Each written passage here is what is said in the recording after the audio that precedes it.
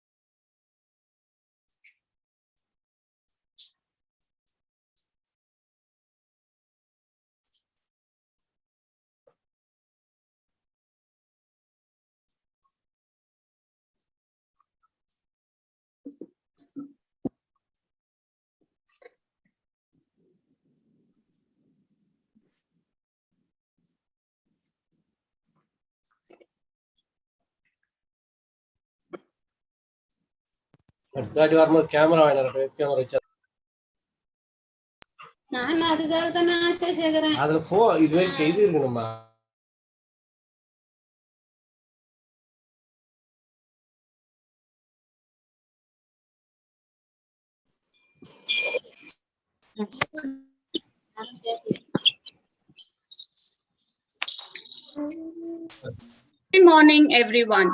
It's my privilege to introduce Dr. Varsha, who's going to fill in all of us with required facts to nourish our children properly. She's an internationally known clinical nutritionist, author, educator, and researcher. She was awarded with Smith-Malathi Endowment Award in recognition of valuable contribution to the field of nutrition by Women Doctor Association, Tamil Nadu. She has participated in several training programs, conferences, guest invitations in clinical nutrition at UK, USA, Canada, Switzerland, Austria, Malaysia, and Pakistan. Now, I invite such an eminent personality to share her perception on nutrition and nourishment. Over to you, ma'am.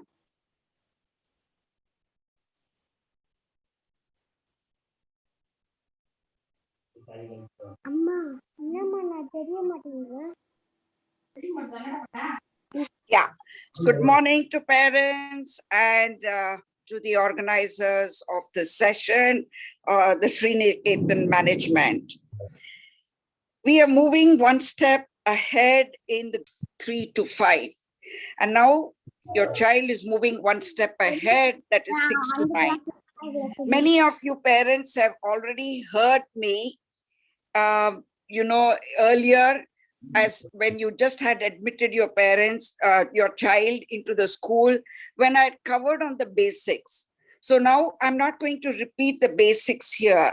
I presume the parents are now nutri-literate and are going to be able to move forward in handling their child who is now in the range of 6 to 9 years. As the first slide shows that, please broadcast the slides.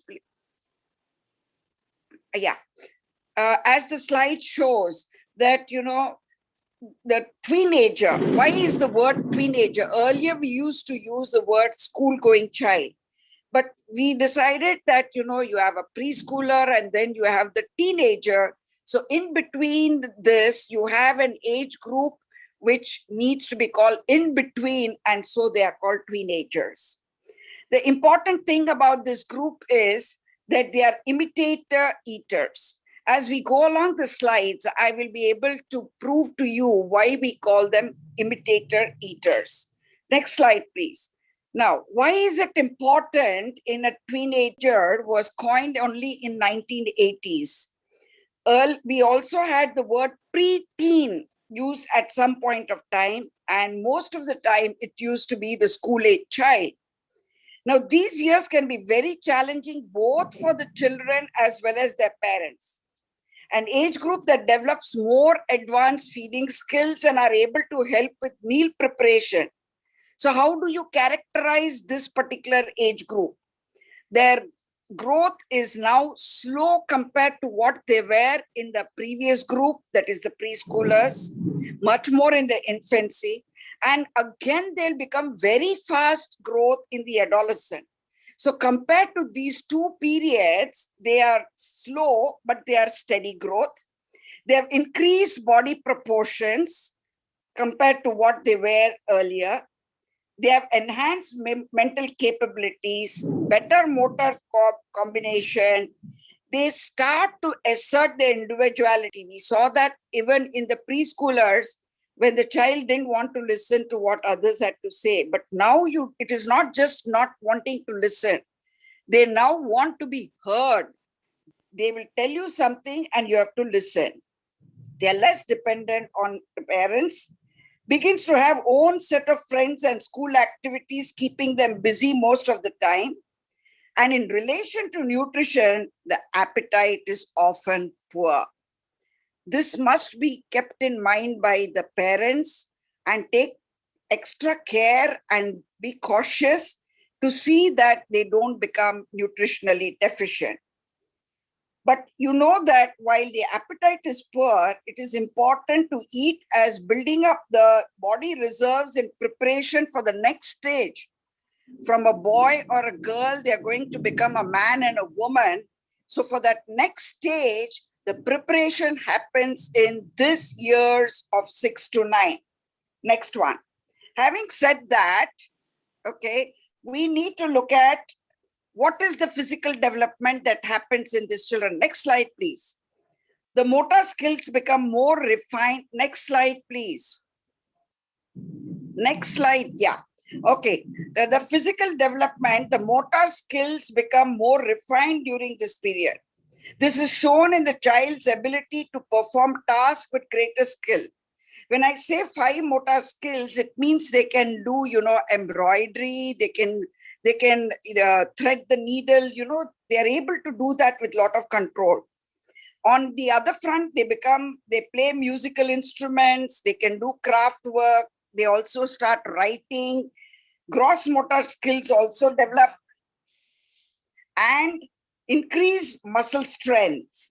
They have to become strong at this point of time. Faster reaction time, increased hand-eye coordination, and increased flexibility. These are the physical developments that happen between the age of 6 to 9 years. Next one. There is also emotional development that is happening in this child. And again, though I say, next slide, please. Though I say that it is an age group that is together, each age that is 6-year-old, 7-year-old, 8-year-old, 9-year-old, 4 different years. And if you look at it from that way, before this, it was unisex. Even now, it is the same unisex. We are not segregating boys and girls. We will start doing that only in the next age group. But you will start seeing that age-wise itself, the differentiation starts. So as 6 years old, they become better at expressing their emotions. Variety of events can cause different emotions. Preschool, the hours spent in the school were very less. Now they are going to be starting full-time school. The independence is very, very marked. They seek praise from teachers and family, okay? And their mood changes. They can be very hurtful with words. They can tell you something which is very nasty. So you need to understand this emotional development that is happening. And this begins with a 6-year-old. And the next one, please. The 7-year-olds tend to keep to themselves and keep their feelings internally rather than expressing them. So while they expect as a 6-year-old that the parents praise them, the teachers praise them, the 7-year-old goes off into a cocoon. They are introverted, they're quiet, usually not willing to express emotions. They're just trying to figure out, what is this new feeling inside me? And then as an 8-year-old, they change again. They become more expressive than the 7-year-olds. They tend to enjoy telling stories about events that have happened to them. They start exploration, curiosity, enjoy storytelling. And as they turn to 9-year-old, they tend to be, again, extremely self-absorbed. They are much more interested in themselves and they see themselves as the center of the world. Please remember, from a 6-year-old was expressive, a 7-year-old that became introverted, an 8-year-old was more expressive, but the 9-year-old is now much more self-absorbed. They would like to look at themselves in the mirror and say, oh, how am I looking now? Or they are looking into their thoughts. So you find that along with physical development, there is also emotional development. Next one. With that comes also the social development. Very interested in having friends and pleasing those friends. They may also begin participating in organized sports. There is increased social interaction, acceptance by peers. It's very important, and especially when it comes to organized sports. This is a time when they like to be, playing a game or taking activities where they win awards and then they are applauded for it. Now, why am I telling you this?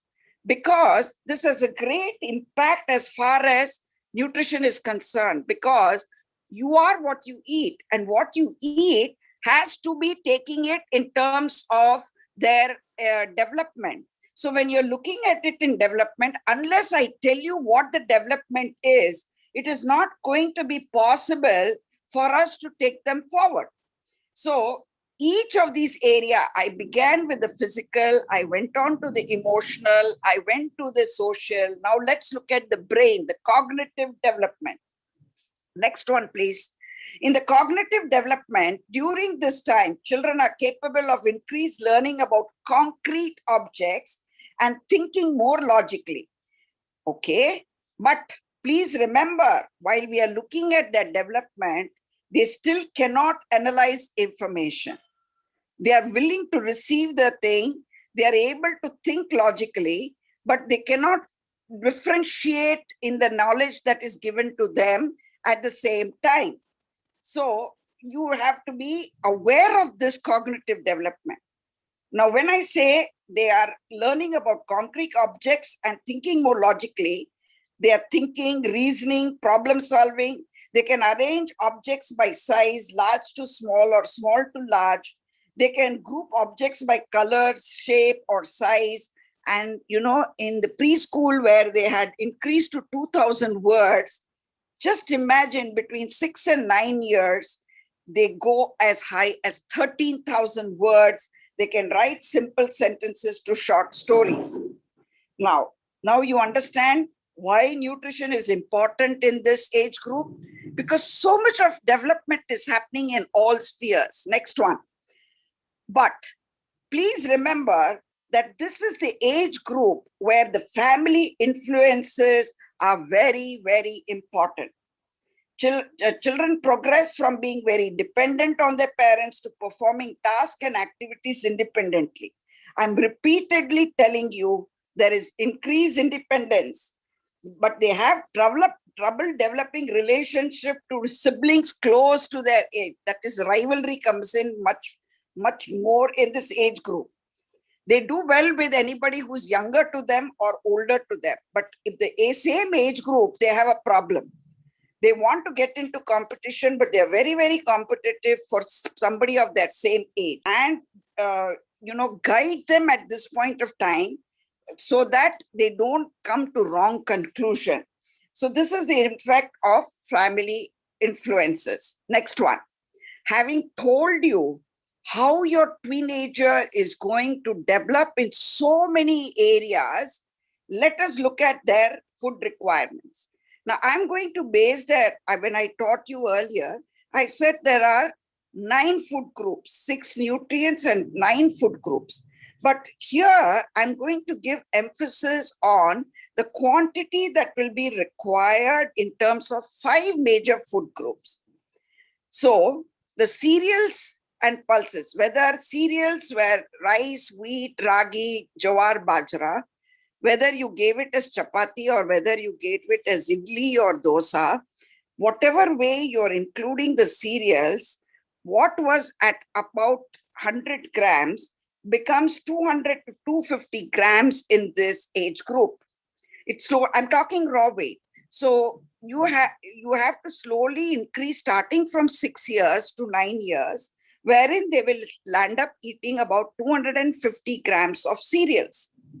The protein also increases from 30 to 70 grams per day. And please understand, the pulses, legumes, and lentils are the proteins of the human race.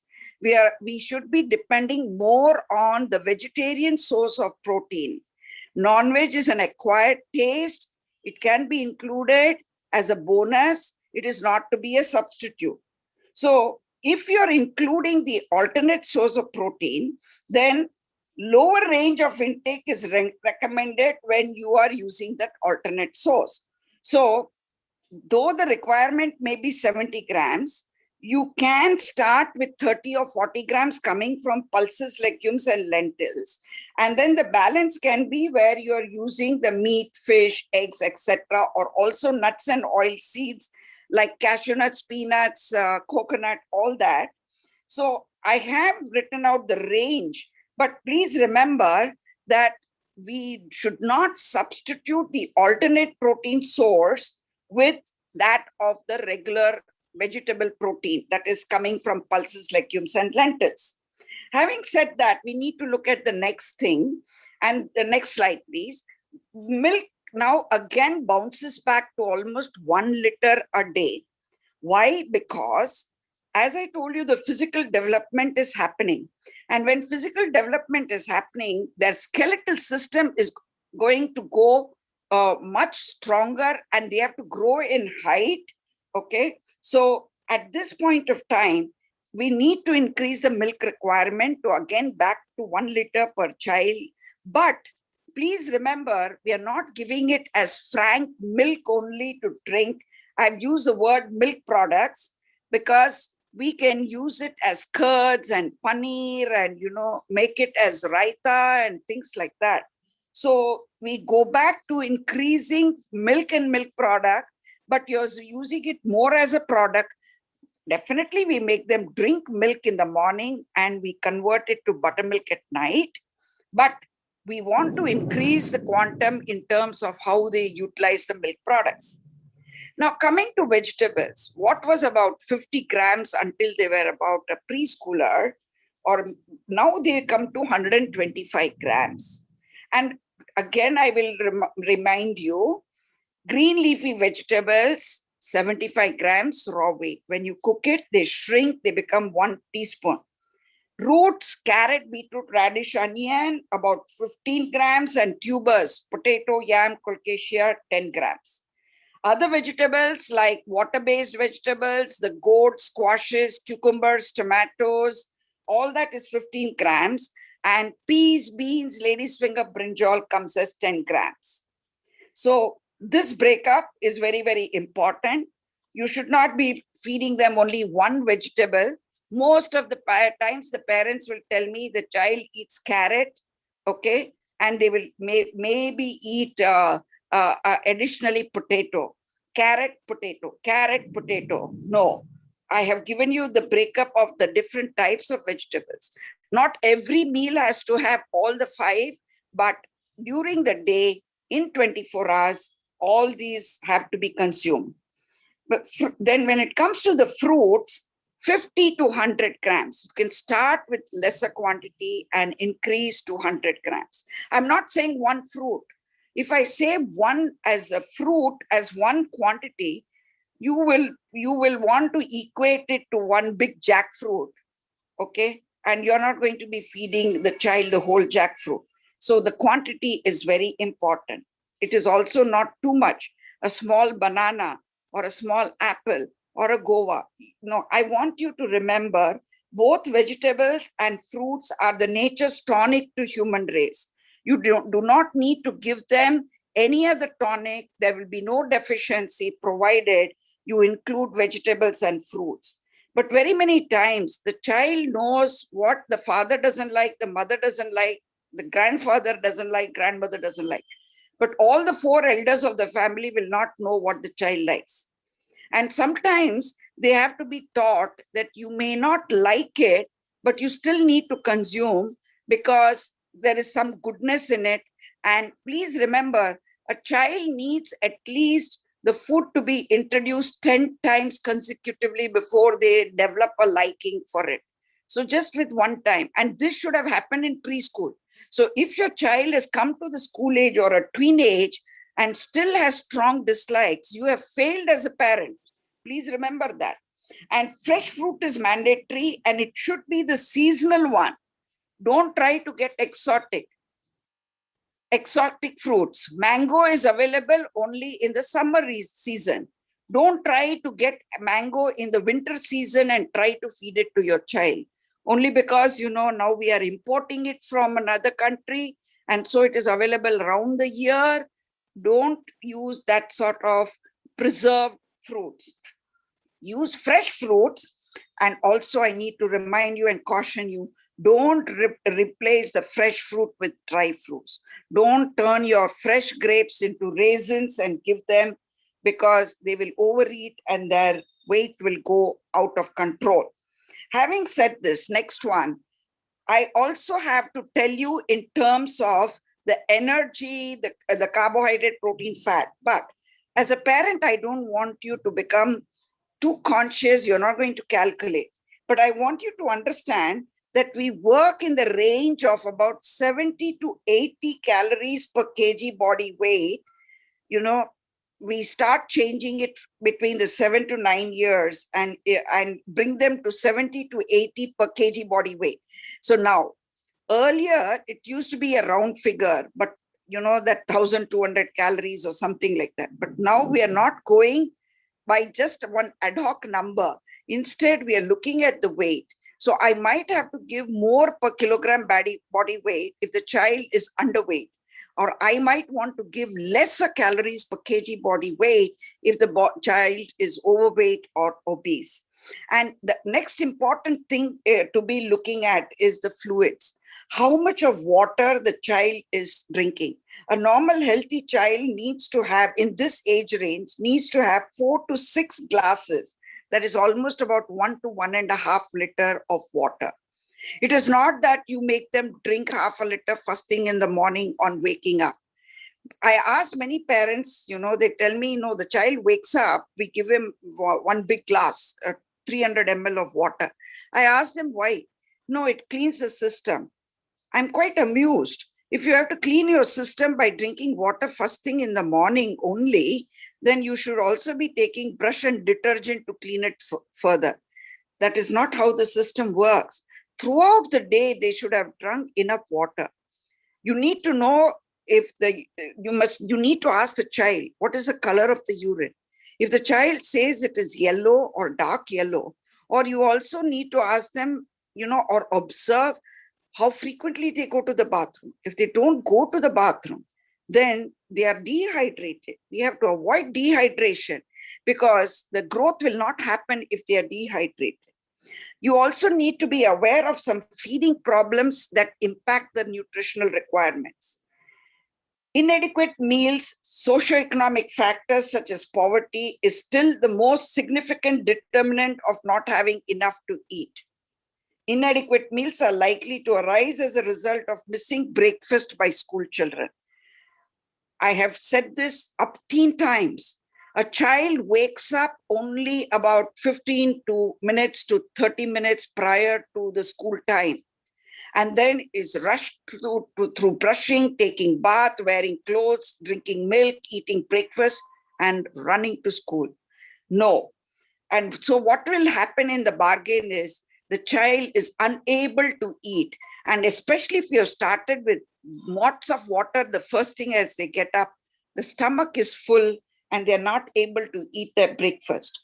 Going to school without breakfast is the biggest problem in a teenager as such. So I want to give you some helpful feeding information. Next slide, please, for your school-age child. They need healthy foods and nutritious snacks. They have a steady but slow rate of growth and usually eat 4 to 5 times a day along with snacks. Many food habits like likes and dislikes are set during this time. So you have to be very careful in observing what they like, what they dislike, and guide them on if that decision is right or wrong. Family, friends, and the media, chiefly TV now, affect their food choices and eating habits. But let me tell you, when I have not put things into my mouth, it does not make so much of a difference when you just see the picture. But when the picture is seen and you put it in the mouth, then, the connection becomes very strong. So you don't always, have to go by the advertisement. You have to be very judicious in saying what is it you want them to try out and when and how. Okay. Often willing to eat a wider variety of foods than their younger siblings. Eating healthy after-school snacks is important too, as these snacks may contribute up to 1/4 of the total calorie intake of the day. This is an age group that also learns to help you in the kitchen in preparation. Please remember that. And you must encourage, because that gives them healthy ideas of why you are cooking the way you're cooking, what is the tradition of your family. All this comes into picture. Next one. Always serve breakfast, even if it has to be on the run. If you need to put them in the car or in the vehicle and feed them as you go along, I don't care. But please feed breakfast. It requires proper timing. Very many times I find even the parents are getting up late and they don't have time for cooking. If that is so, please prepare it the previous night and see to it that the child is fed appropriately. Like if I say idli sambar chutney, then the people tell me, where is the time to cook sambar? Please make it the previous night. You can heat it and give it. Please make the chutney and leave it in the fridge and give it. So don't find excuses not to feed the child because you're running in the morning. And especially if the parents are working, then it is even greater mayhem where, everything is done on shortcuts. No, please remember, you must serve breakfast that is a balanced breakfast. Take advantage of the big appetites after school for serving healthy snacks. You must set examples of setting good habits as such. So when they come back from school, they are much more relaxed. So the tea time, but don't give them wrong things at tea time, like pastries and puffs and biscuits and chocolates and things like that. Okay. They do have good appetite. But then I also notice that people don't let their children eat good breakfast. Even the lunch is in a small dabba, which is not balanced. And so the mother starts off with feeding, the breakfast items at tea time. If you will do that, the child is not going to be hungry for dinner, which means the whole 24 hours is going wrong for the child. So be careful about this. Let children help with meal planning and preparation. You must serve meals at the table instead of front of the TV to avoid distraction.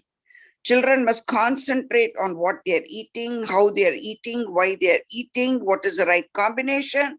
Do not let them sit in front of the TV and while they're watching, they don't even know automatically, like robots, they pick up something and it goes inside the mouth and it is inside. No, that is not the right way of eating. So this is very helpful mealtime hence. Next one.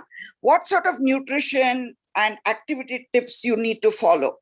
Try to control when and where the food is eaten by providing regular daily meal times. Please make it a habit. If the father also is working, it is not that he sits quietly reading paper or doing whatever he wants. He's a role model, especially for a son. Okay. So if you can plan it in such a way that you are at the break, the whole family that eats together lives happily together. So if you can all sit at the table and give a role model and say, not only you have to eat it because even I am eating it, it is much better. That is a better way to control than just shouting and screaming and pushing the food down the child's throat. Include social interaction and demonstrate healthy eating behavior. So you are demonstrating to the child how it must be eaten, how quickly you can eat it, how you coordinate the eating. You involve children in picking and preparing foods. Teach them to make healthy choices by giving them a chance to choose healthy foods. Now, earlier in the preschoolers, I always say, in the infancy and preschool, the parents have a habit of asking, Kanna, enna saaptra? Idli saaptriya, dosa saaptriya? I always warned you, don't say that. The child does not think logically, okay? It does not analyze. Even here, I've said they don't totally analyze this inputs. So they will just pick the last word and give it. But here, when there is time in this age group, along with that logical thinking, you're helping them to learn to analyze why which is better, why idli is better, why dosa can be eaten, but it is not better than idli. And if you eat dosa, why you must eat it with that much of sambar and chutney as you eat with idli, why you must eat sambar chutney even with pongal and upma. These are you're giving them an option, but you're also teaching them to analyze which is better and then take a decision. So you need to select food and these nutrients that will especially contribute to calcium. So calcium comes from milk. Many parents tell me, Pal kudikradille, they don't like milk. No, mother, over the centuries, from the time mankind was created, is the mother giving Bonvita through breast milk? She's only giving milk. That's standard. She's not adding extra sugar. The milk is white only. The milk mother is not producing. Nowadays when I ask mothers or parents, what is the milk you're getting? They tell me blue, green, orange. You're talking about the packaging of the almond milk, but the milk is only white. So please understand, don't tell me that the child does not like milk. You gave breast milk. The child grew up on milk. So there is no reason why they shouldn't like milk. But yes, the way it is processed, you heat and reheat or you dilute it with a lot of water. All these makes a difference in the taste of the milk. And that's why the child develops an averse taste to milk. But please remember, you have to highlight on these nutrients, calcium for bones. Magnesium is also required for their healthy development. These are micronutrients.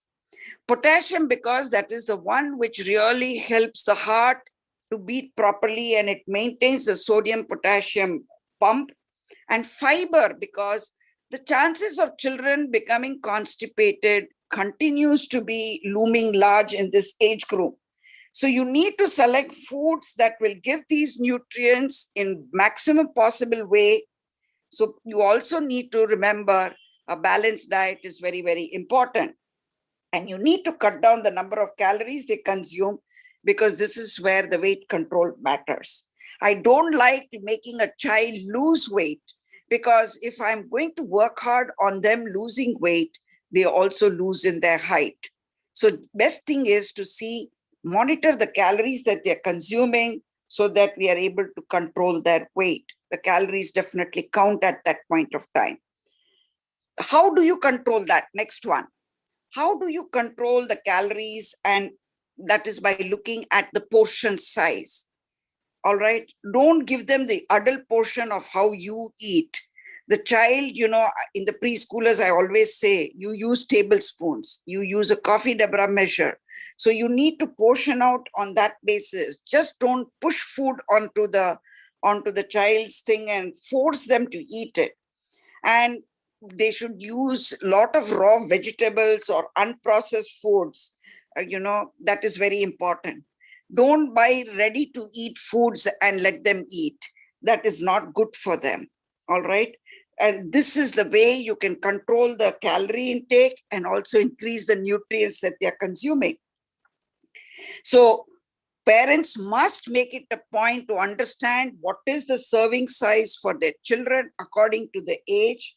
And they must limit the screen time, even otherwise, not only not watch TV while they are eating, but even otherwise, because the lot of the light that goes into through their eyes to their brain is also going to change their enzymes and hormone levels. The circadian rhythm, the rhythm of the sun, the sunrise and the sunset is all which controls our enzymes and hormones. And if you're going to give this extra concentrated light that is coming through the TV, The enzymes and hormones are going haywire. All right.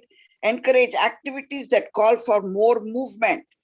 Please remember they need at least 60 minutes of moderate to vigorous physical activity on most days for good health and fitness and for healthy weight during growth. They don't have to be put to gym. For heaven's sake, don't let them gain weight and then rush them to the gym. Instead, make them do spot jogging, make them do skipping, make them do anything that is activity. Don't encourage them. If you are living in apartments which are high rise, make them climb up and down the stairs. Don't let them use elevator. Don't let them use lift. So that way you will encourage them to do more physical activity. And as I had mentioned, with respect to fluids, you must prevent dehydration. Children must be encouraged to drink fluid regularly along with physical activity also. They need to drink several glasses of water and other fluid after physical activity is completed because they would have sweated. So be very conscious about their drinking water. I don't like to encourage the water to be தண்ணி குடிக்க பிடிக்காது அதனால juice குடுக்குறேன். No, that's wrong, because juice has got more of sugar in it. So don't substitute and don't give a wrong picture in a child's mind. Okay, you don't want to drink water, then drink juices. This is setting a wrong precedent in the minds of children. And this is also the reason why they get maximum dental caries. Their teeth become spoiled because of excess amount of sugary drinks that they consume. So these were the nutrition and activity tips that you need to follow. And now I bring you to one important, next slide. One very important factor, and that is in respect to the nutritional deficiency. While nowadays we are also worried about the excess, where in terms of calories, where the children are becoming obese, they equally have a huge tope. It's, the stomach part, abdominal obesity is becoming very, very high in children. The hands and legs may not look so fat, but they have too much of fat in their torsos. And so this is a worry as far as the child is concerned. But you need to remember that the deficiency happens not because of one cause. It happens because of 5 different causes.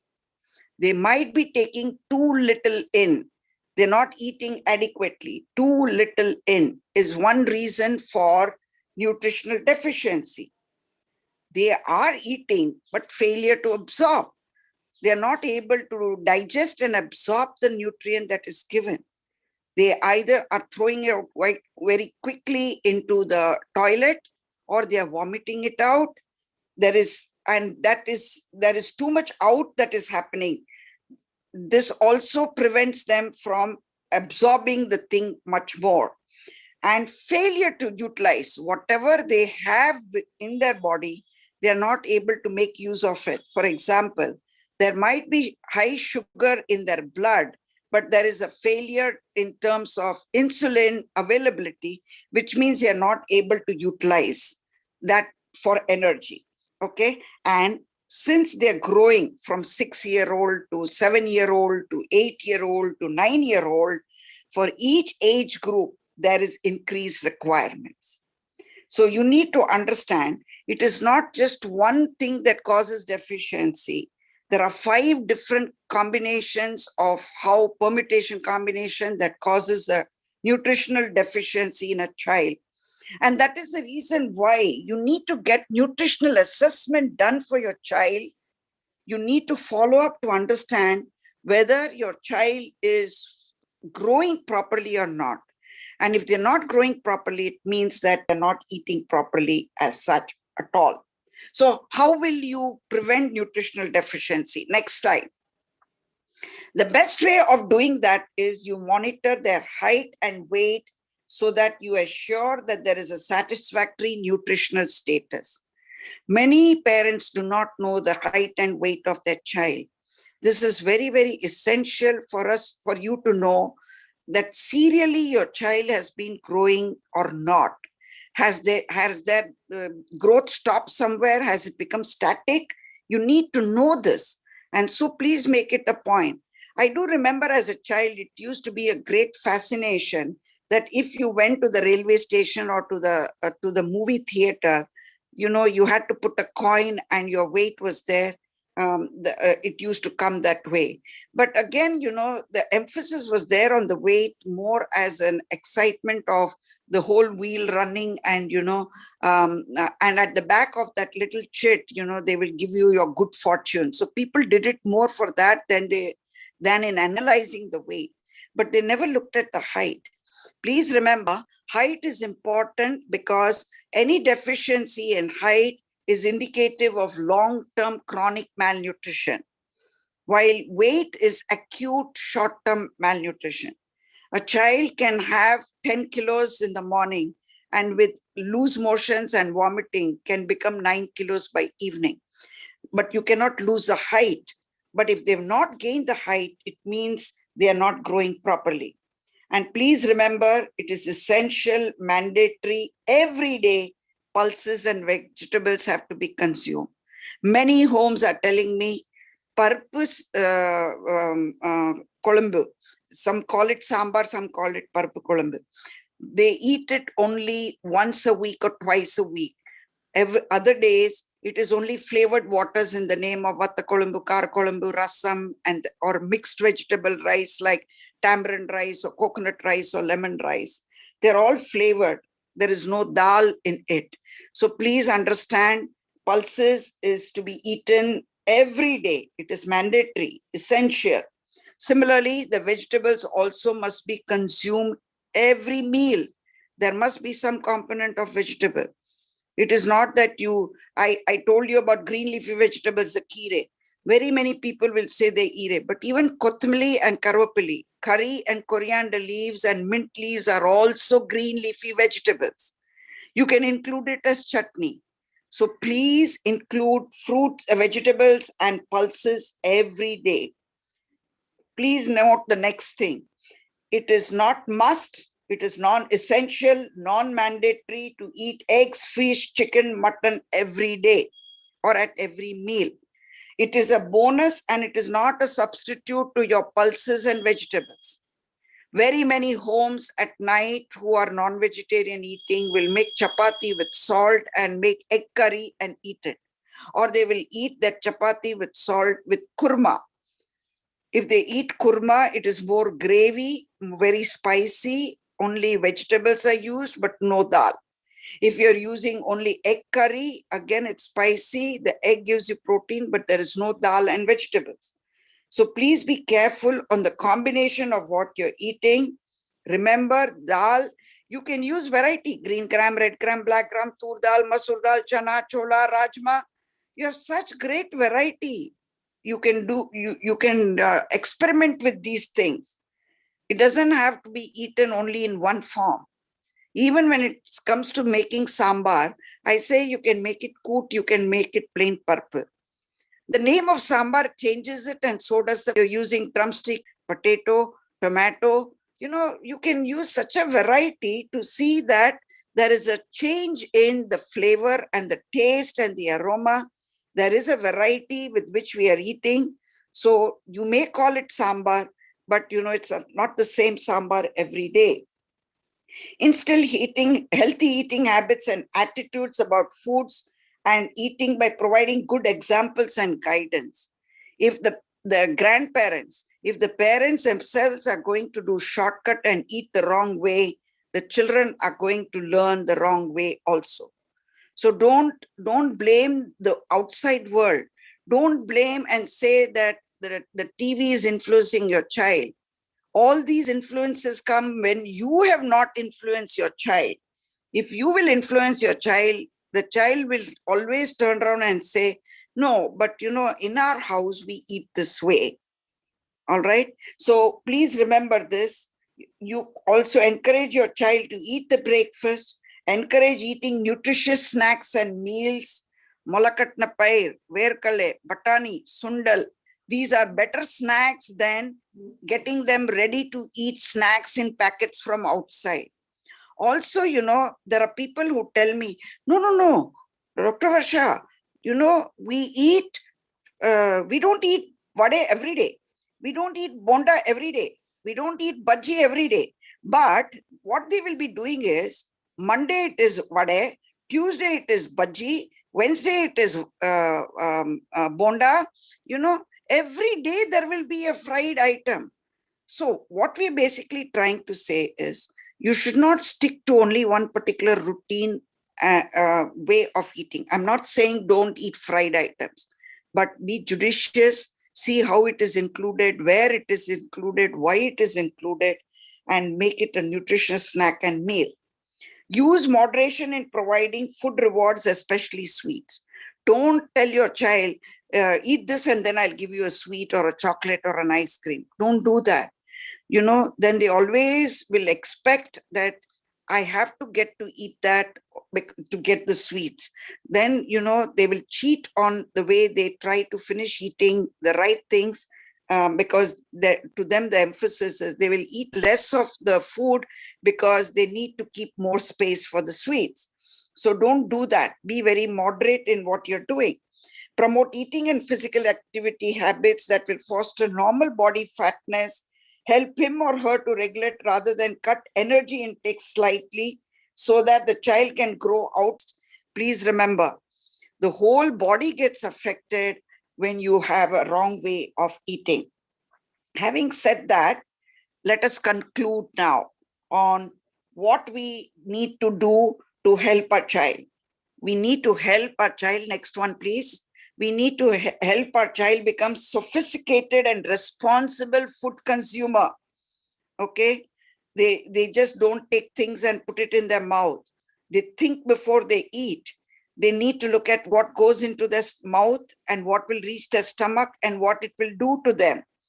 You need to establish consistent guidelines and follow them to assure that the child's diet is nutritionally adequate. It is not the teacher in the school that influences nutrition. It is you as parents and grandparents who are influencing nutrition. So please be very careful. The school is helping you in getting you the right guidelines. Many schools have started giving breakfast in school because I encourage that for the simple reason, a class of 30, 40, 50 students, and there is a standard breakfast that is supplied.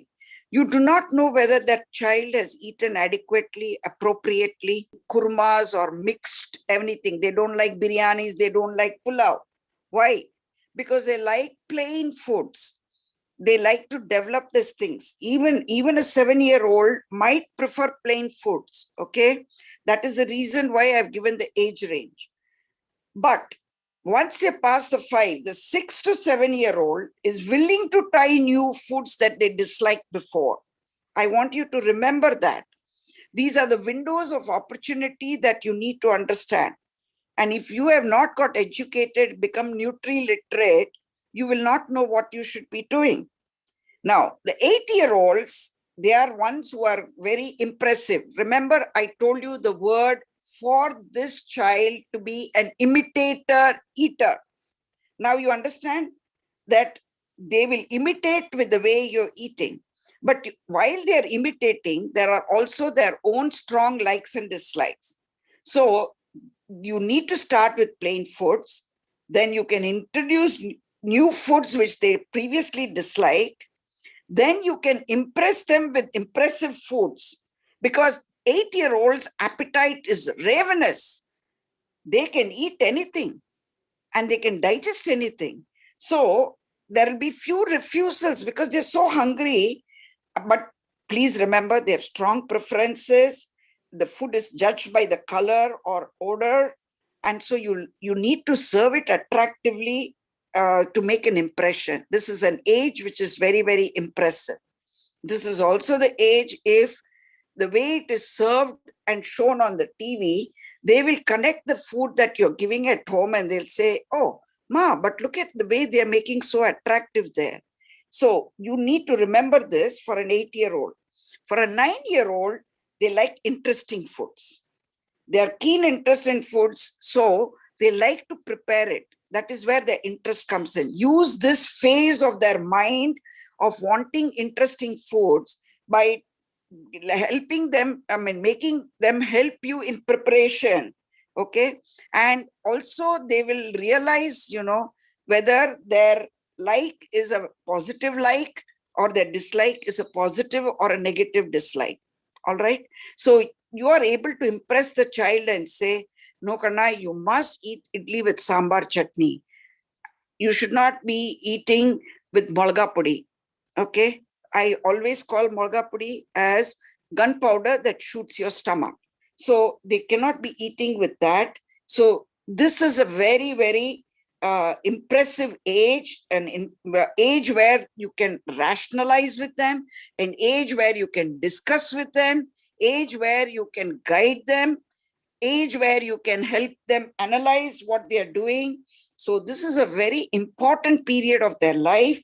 And I want you to remember that while your child is an imitator eater, you need to remember that your child is what he or she eats. But if your child is finicky, challenged, or fuss eater, is your child failing to thrive, short statures, overweight, or obese? Is exhibiting hyperactivity, attention deficit, or poor memory? Is diagnosed to have juvenile diabetes or or error of metabolism? Next one, please. If any of these things are there as far as your child is concerned, what you need to remember is, next one, children are very, very unique. They are not miniature adults. Okay. We might like to say, a grandparent say, Iva appa madriye irka, iva amma madriye irka. No, I don't want that comparison in terms of nutrition. They are not miniature adults. So if you're worried and anxious about your child's eating habits and it impacts on health, you need to enroll in the Project School Nutrition that I am promoting. Okay. Why am I charging you 99 rupees per month, per year? Is only because I need to constantly have somebody sit on the computer. If you will send me a question, if you will send me a query, I will send you a question which you have answered. We are able to monitor, especially now.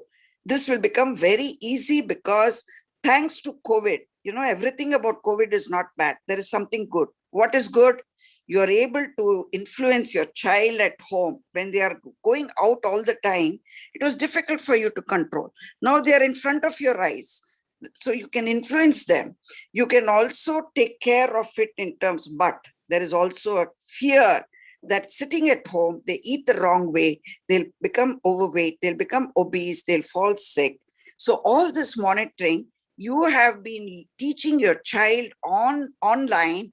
And so I can help you monitor the nutritional status online. I would encourage you. Why am I also telling this is because over the years, for several years now, the Sriniketan management, I must applaud and appreciate, has been giving importance to nutrition. And so, every year, beginning of the year, the preschoolers, I get to meet the parents. But I've been giving the lectures. And at the end of the lectures, I always say that please contact me. But not one parent has reached out to me from the children of Sriniketan schools. And that is the reason why I decided that now the mountain, when it is said, that Muhammad goes to mountain.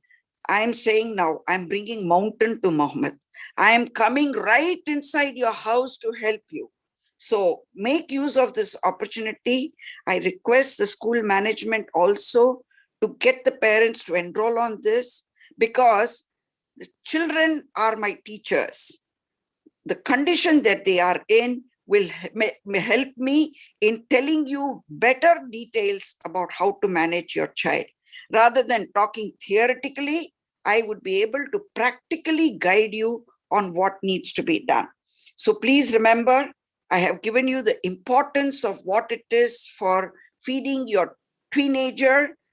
You have got to know how your teenager functions. And I really wish you all good health. Thank you once again.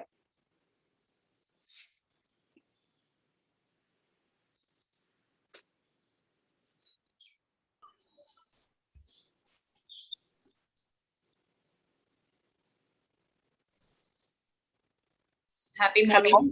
Yeah. Happy morning, everyone. I'm Ms. Pavitra Devi, Grade 5 Coordinator, here to deliver the vote of thanks. First of all, sincerely, I would like to thank the Almighty for giving us good health in this pandemic situation. I extend my gratitude to our management, correspondent sir, director sir, and ma'am for arranging this webinar to enrich our parents. I would like to thank our speaker of the day, Dr. Varsha, who gave her vital time amidst her busy schedule to arrange this meeting. We are really enlightened with your knowledge and presence. I would like to share my key points, which I have taken. You have shared different stages of development of the children and amount of food and different kinds of food that they should eat, and their meal times and nutrition tips also you have given, ma'am. Really, it was useful to us and we will follow that. I would also like to thank our beloved principal for her moral support and guidance. My heartfelt thanks to our parents for the active participation. With these warm words, we move to the end of today's webinar. Thank you for your cooperation.